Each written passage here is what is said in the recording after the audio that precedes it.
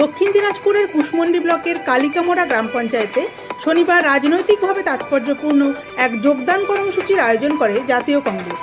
জেলা কংগ্রেসের দাবি, দীর্ঘদিন তৃণমূল কংগ্রেসের সমর্থক থাকা 600-রও বেশি পরিবার এদিন অঞ্চল নেতা মানিকুল ইসলামের নেতৃত্বে জাতীয় কংগ্রেসে যোগদান করেছেন। যে কালিকামোড়া একসময় তৃণমূলের শক্ত ঘাঁটি হিসাবে পরিচিত ছিল, সেই এলাকায় এত বড় সংখ্যায় যোগদানকে ঘিরে নতুন রাজনৈতিক সমীকরণের ইঙ্গিত দেখছে কংগ্রেস নেতৃত্ব।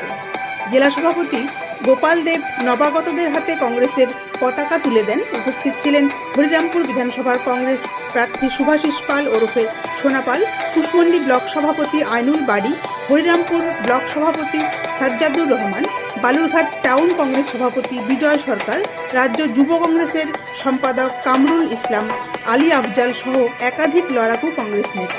কুশমন্ডি থেকে তৌফিক আনোয়ারের। 7 নম্বর কালিকামোড়া অঞ্চলে আমি এই কংগ্রেস পার্টিতে জয়েন করলাম। আমার ভালো লেগেছে এই পার্টি। আগে থেকে আমার বাপদাদুরা করে গেছে, বিগত টিএমসি করে আমি কোনো সুযোগ সুবিধা পাইনি বা অনেক কিছু আমি মানে কেন ছাড়লেন?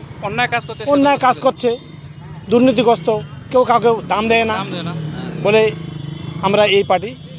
তাহলে যে সময় তৃণমূল করতেন চাপে কি করতে হতো? তৃণমূল না চাপে না, স্বেচ্ছা করতে হতো। মানুষ যখন ছাতা যেদিকে জল পড়ে ওই বাঁচা যেতে যেতে মোরা ফাঁদ দেয়াল পিঠে ঠেকে যাচ্ছে বলেই আমরা এই কংগ্রেস পার্টিতেই জয়েন করেছি। আপনার নাম?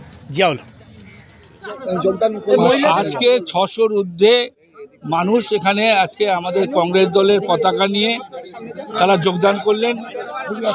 ভারতবর্ষের সংবিধান, ভারতবর্ষের গণতন্ত্র যেভাবে বিজেপি সরকার এবং স্বৈরাচারী প্রশাসন যেভাবে ধ্বংস করার চেষ্টা করছে, সেই কারণে মানুষ আজকে সম্পূর্ণভাবে চিন্তার মধ্যে আছে এবং বেকার যুবক ছেলেদের যেভাবে তাদের কর্মর সুযোগ না দিয়ে তাদের উপরে তাদের জীবনকে ধ্বংস করার চেষ্টা করছেন, সেই ব্যাপারগুলোকে নিয়ে রাহুল গান্ধী যেভাবে সারা ভারতবর্ষের ভিতরে চোখে চোখ রেখে রাহুল গান্ধী আজকে নরেন্দ্র মোদীর বিরুদ্ধে লড়াই করছেন। আজকে ভারতবর্ষের একমাত্র রাহুল গান্ধীর প্রতি আস্থা এবং বিশ্বাস রেখে আজকে আমাদের কুশমন্ডির একটা অঞ্চল থেকে 600-র অধিক লোক আজকে কংগ্রেসে সামিল হলেন।